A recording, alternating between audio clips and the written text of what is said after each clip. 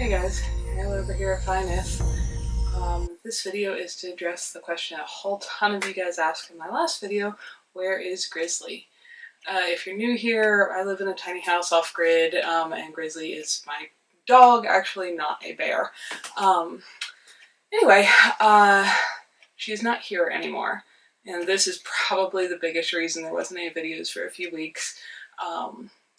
Yes, I was doing some other stuff and so on, but this has turned into a very sad story for me, and I guess I just decided the easiest way to share it would be to tell you guys all what happened, since I know a lot of you really liked her and were excited that she was here, and I was too.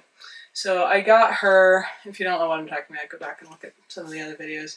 Adopted her from a shelter back at the end of December, where she had been for, I think, almost 2 years, from what I was told. And I knew that she was very, very shy. That's the main issue that I was told that she had, and it was very obvious when I went to see her. She was very hesitant. She didn't even want anyone to pet her. Even if you just held your hand toward her, she would back away. Brought her home here. About 2 days later, she first let me pet her, and she gradually warmed up and started to trust me and to really enjoy doing things together, which was great. We obviously did a lot of stuff. We hiked and snowshoed and walked, and she went on wildlife drives, and we van camped in Yellowstone, and she napped on the couch while I worked and slept under my feet while I cooked, and so on. And about a month in, I had a pretty major incident where she tried to kill a dog that also lives on this property. If you're not familiar with my situation, I don't own the land I live on, but I do some work for the owners in exchange for being able to park here. The two dogs have been hanging out together since I got her. Part of my, feeling that I could finally have a dog again in my life is that I don't foresee having to move into a rental probably ever again in my life. I've got this place, and whenever I can't be here, I plan to be on my own property, and a lot of my work is from home or things around, the property here where I can just take a dog along. So that seemed like a good thing.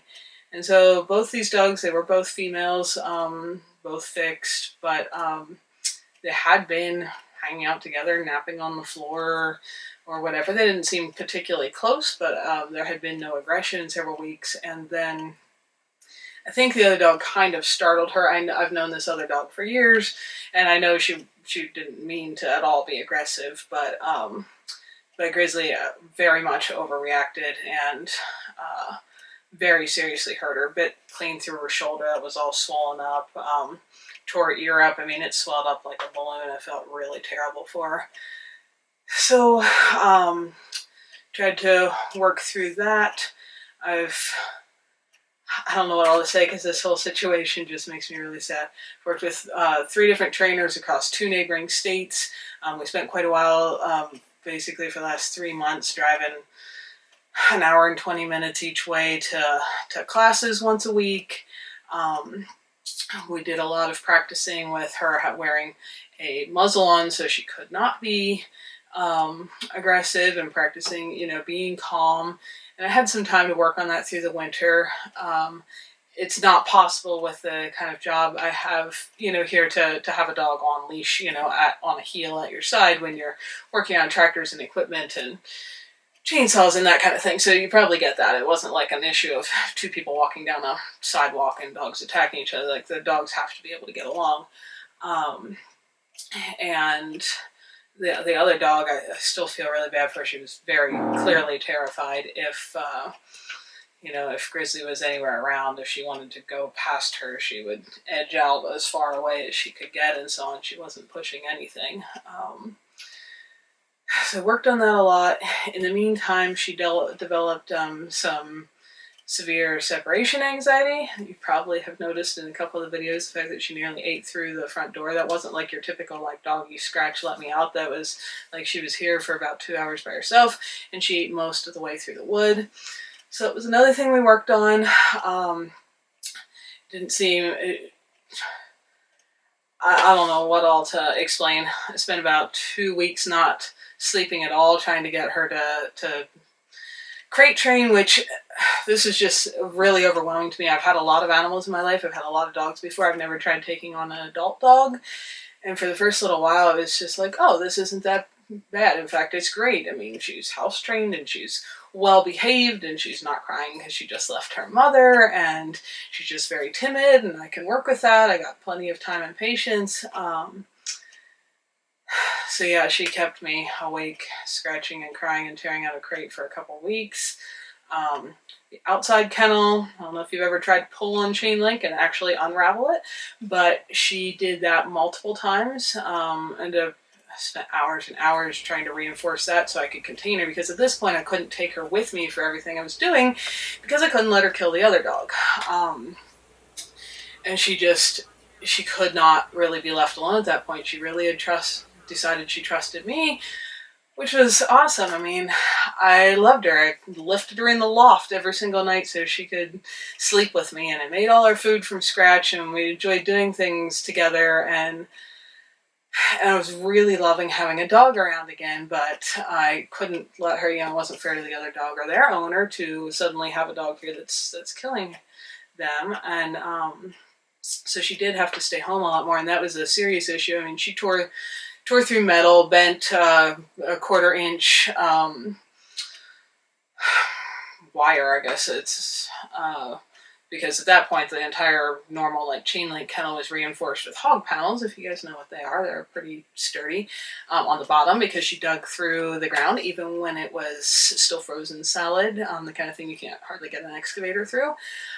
So anyway, the entire kennel became reinforced with extra wire on all sides. She was still tearing out of that, to the point where she was hurting herself, like tearing up her mouth and her face and making herself bleed. But I couldn't go work with her, and I couldn't leave her here. And I tried, again, I was working with multiple different trainers on what to do. Tried quite a few natural calming supplements. She didn't really seem agitated. Like, I've seen dogs who just freak out and they're spastic and so on. She would more kind of calmly ponder the door if I left like a video camera running, or the kennel, and then she'd go work on tearing something apart for a while, and then she'd lay down and think of a new plan of attack and then tear at something else. But clearly miserable. I eventually got sedative drugs from the vet to see if that would help.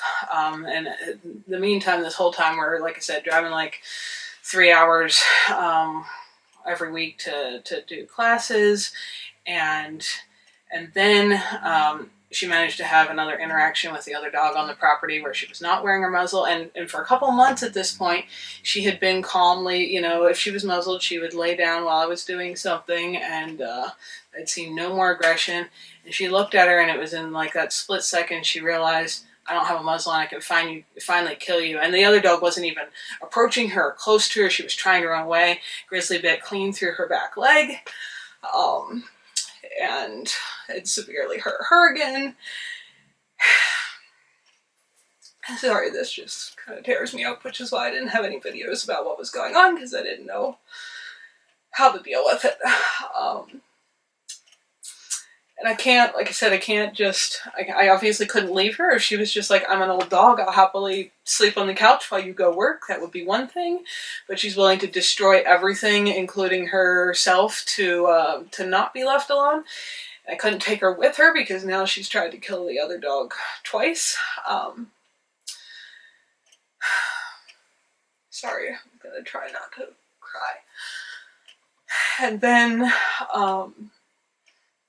we're still going on walks, doing things together. Every time I have time, I've had to leave her some.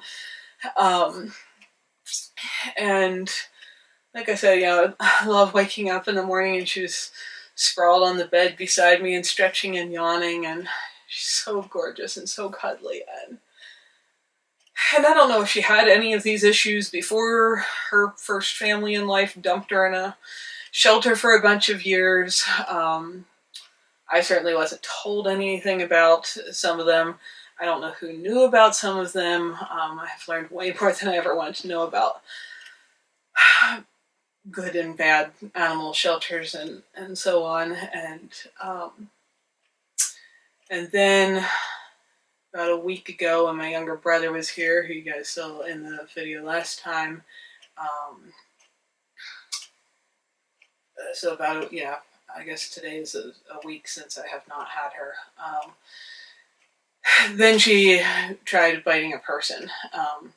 She actually bit my brother, and he had been living in the house here for 3 days at this point, and she's always been very timid of new people, so he had been, giving her treats and helping set, normal expectations, telling her to do sits and downs and high fives and all the stuff she knew to help her be comfortable with him. And we'd gone on van rides together and gone on hikes, and then she bit him. And she doesn't have again, I've worked with dogs before in my life, and this is just something I haven't seen. She, a lot of dogs will kind of nip at things and back off. Her bite is like a bulldog. Like, she bites on and she clamps down and holds on like she's not gonna let go until something that she's holding on to is dead. And I don't know how much of that's her, partially chow background. I don't know how much of it's crummy breeding, and I don't know how much of it's a crummy upbringing, and how much of it is being stuck in a shelter without human interaction. And I feel bad because I really don't think that any dogs are born just bad dogs. Maybe there's a few, but I really think bad people make them into bad dogs.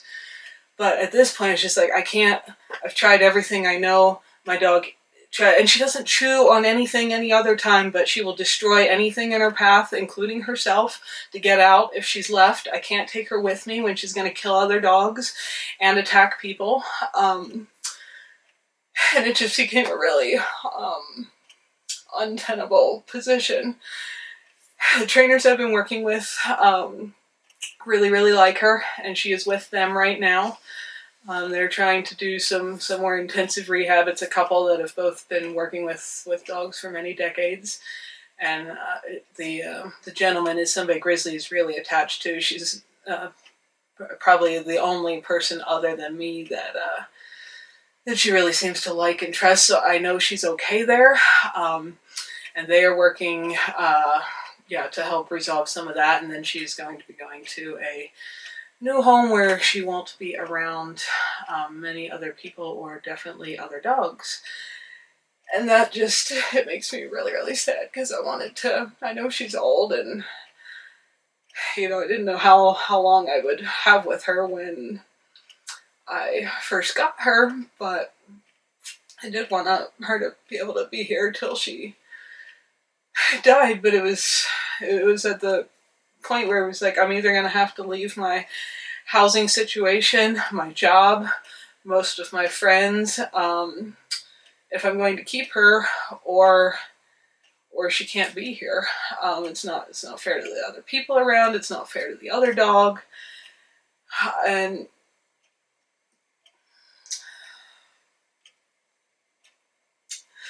so I don't have her anymore, and she's got to be somewhere else, and I hope she'll be happy there, but I really miss her. And the other trainers were kind of like, just think of it as that you've been a good foster home for her, that helped her learn a lot of things that she hadn't had an opportunity to, being stuck in a shelter. And I guess it's only a little bit helpful. I really, really wanted her to be here, and I just pretty much ran through every option that anybody could think of. And so she's not anymore. And some people have been like, well, you could get another dog. And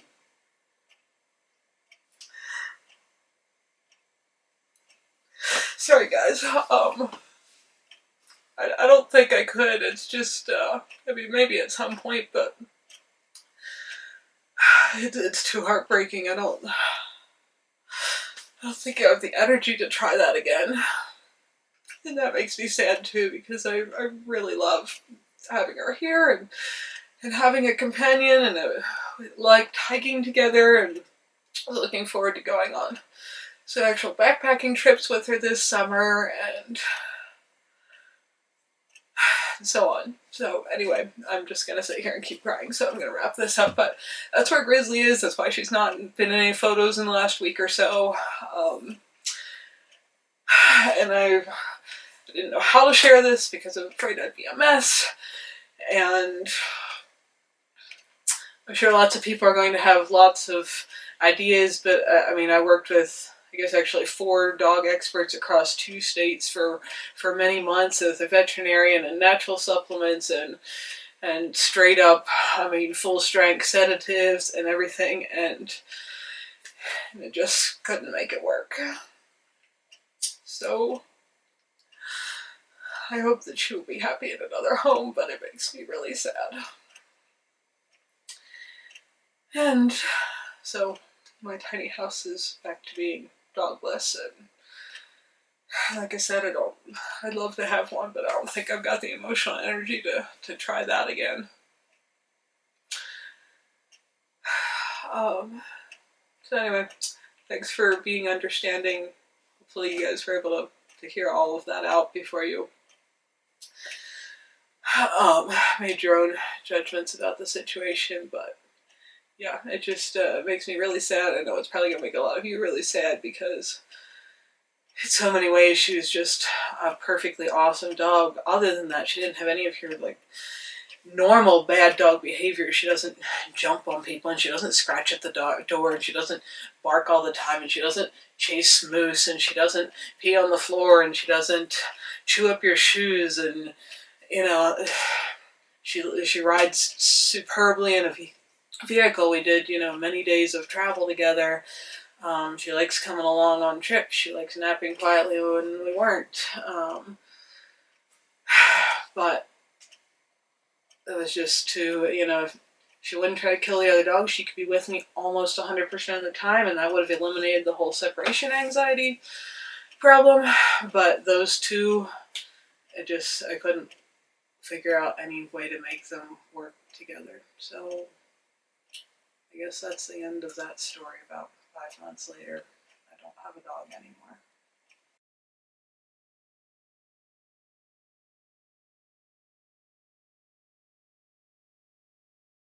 Thanks for watching, folks. If you're interested in more info on my off-grid tiny house life, check out some of my other videos here. And if you like what you're seeing, click the little picture of my house to subscribe, and then hit the little bell so YouTube actually notifies you every time there's a new video available. See y'all next time.